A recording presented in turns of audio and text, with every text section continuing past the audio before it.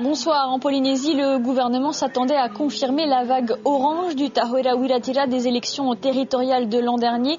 Mais les résultats de ces municipales ne sont pas aussi tranchés, à l'exception de Pires, sur la côte Est, où Edouard Fritsch, député UDI et président de l'Assemblée, a été élu dès le premier tour.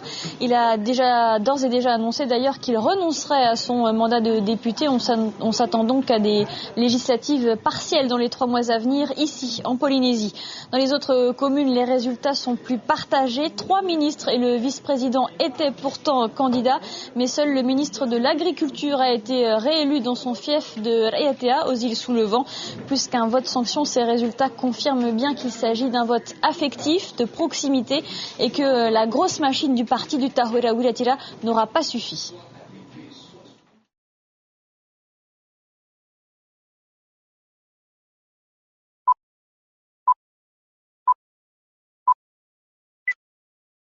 La capitale polynésienne ne bascule pas. Papeete reste fidèle à son maire sortant, Michel Buyard. Ancien député, ancien ministre, il récolte 45% des voix au second tour, pourtant habitué à passer dès le premier. Michel Buyard entame donc son 4e mandat, soutenu par le Tahoeraa Wiratira. Ce que je voudrais souligner, c'est d'abord ce soutien que la population m'a apporté. Bon, il reste quelques petites miettes pour faire 50%. Et je suis très heureux ce soir du résultat obtenu. À Punaouia, 2e commune de Polynésie en nombre d'habitants, la campagne a été tendue. Le maire sortant, sans étiquette, Ronald Toumahey, est réélu. Il était pourtant face au député UDI, Jean-Paul Touaïva, issu de la majorité gouvernementale. Le pays prévoit un vaste complexe touristique à l'horizon 2020, avec hôtels, parcs aquatiques et casinos.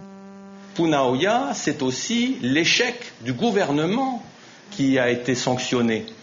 Et notamment au travers de son projet phare, qui était le Mahana Beach.